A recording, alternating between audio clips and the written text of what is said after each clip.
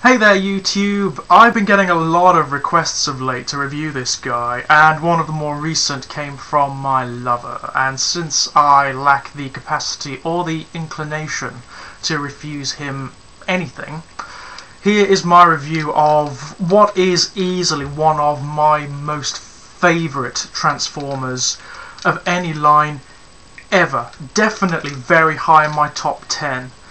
This bit of gorgeousness is Transmetal Rampage from the Beast Wars line. Now, Rampage is not only a superb toy, one of the very best from Beast Wars full stop, and Beast Wars was a strong line insofar as I'm concerned. There are definitely ropey elements, particularly early on when the line is a bit more experimental, but when it hits massively, and it has some of the very best Transformers you're ever going to find.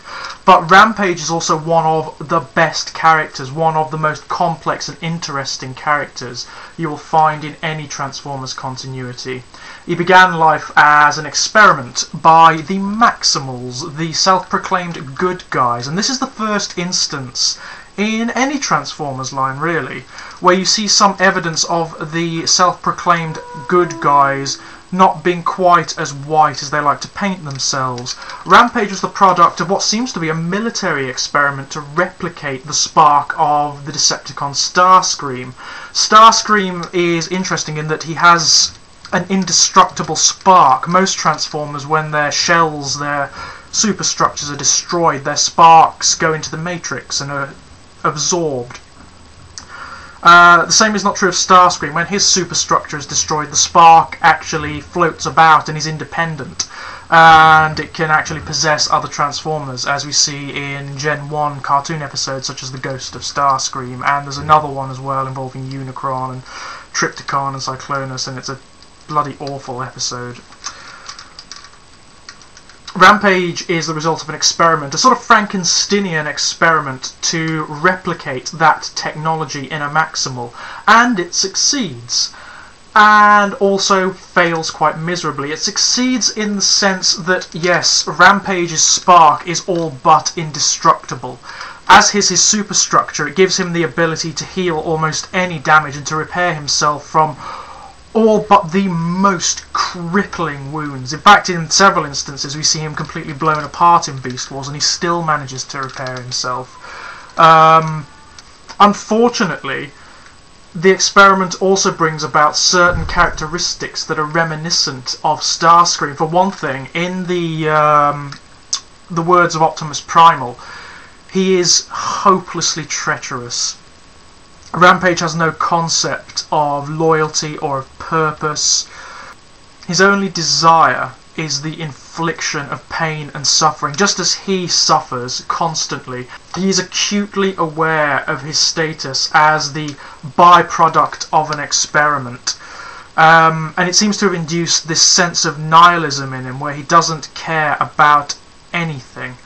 He is aware of his status as a monster, as a freak, as something that is entirely outside the natural order. And he seems to at once bemoan it and revel in it. And as such, he is a nihilistic terror who seems to take almost a physical sustenance from the infliction of pain and suffering on others. That said, he is not just portrayed as a mega monster, which I imagine would have been the temptation. From his earliest appearance in the episode Bad Spark, we do start to feel a sense of sympathy for Rampage, not only because he isn't responsible for what he is, he was created as a monster thanks to the experiment that spawned him, but also because of the way he is manipulated and abused by Megatron, the Beast Wars Megatron, who eventually ends up becoming his master. He's not technically a Predacon except by default. He's subsumed into the ranks of the Predacons because Megatron quite cleverly uses an Energon blade to cut his spark in half, which would have destroyed any other spark, but of course not Rampage's. And he uses that other half to torture Rampage and to keep him in line. Rampage has some of the most brilliant character development of any character in Beast Wars, and of any character in Transformers full stop. In one of the earliest episodes in which he features, the episode Transmutate, we see this core of overwhelming loneliness that drives him. He is utterly and completely alone in his status as a monster. He's aware that he is a species of one and will always be so. But when a stasis pod, one of the stasis pods that fell from the Axelon, malfunctions and produces a creature that is as warped and twisted as Rampage, that comes to be known as Transmutate, Rampage develops a strange kinship with it. He seems to revel in its deformity and in its own status as a freak and a monster, and sees some reflection of himself in it, and therefore develops a very deep kinship with it.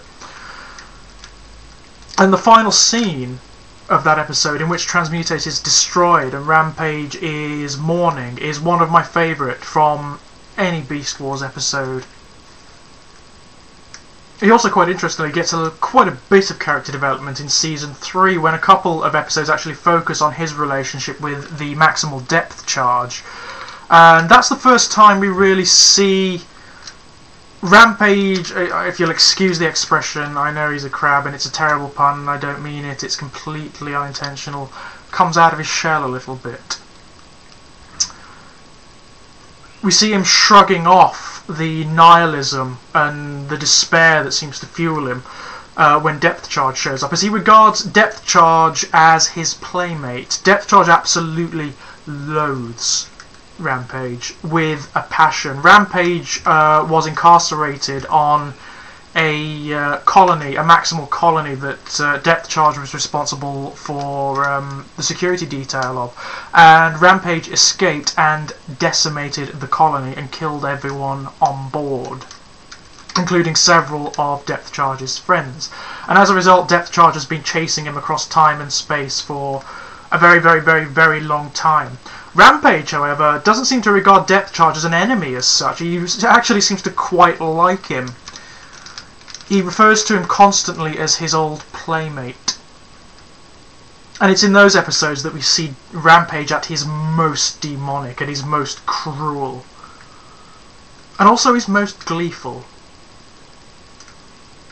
Unfortunately, at the end of Beast Wars, he does meet his end. He is destroyed by Depth Charge, but he has one of the most satisfying endings, one of the most satisfying deaths of any Transformer I have ever seen. He's engaged in a battle under the ocean with Depth Charge, and Depth Charge attempts to drive a spike of raw energon right through his spark, which he knows will terminate Rampage. It's one of the very few things that will. And Rampage is struggling against him, but abruptly he just lets go. He lets him do it. He lets Depth Charge kill him. He effectively commits suicide and laughs whilst he's doing it. He makes Depth Charge into a murderer of a defenseless opponent, and I think that's his final victory, ultimately. Now, onto the toy itself. The toy is beautiful. It's not only enormous, and it's huge, even for an, I believe it's an Ultra Class Beast Wars toy, but even for an Ultra Class Beast Wars toy, this is massive. Not in terms of how tall it is. It's not terribly tall in robot mode, actually, but it has all of these extrusions and a breadth that not many toys have, even Ultra toys. Now, this is its King Crab mode, and it's just beautiful. It's one of the most successful Beast Wars beast modes in existence. The colour scheme, Transmetal orange and red, offset by these beautiful purple and red claws, silvers, golds, browns. It's stunning. It's absolutely beautiful.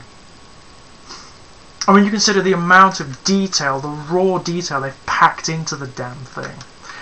It's one of the most successful Beast Wars toys ever. It's worth owning just for this mode alone. I display him in this mode because he just looks so good.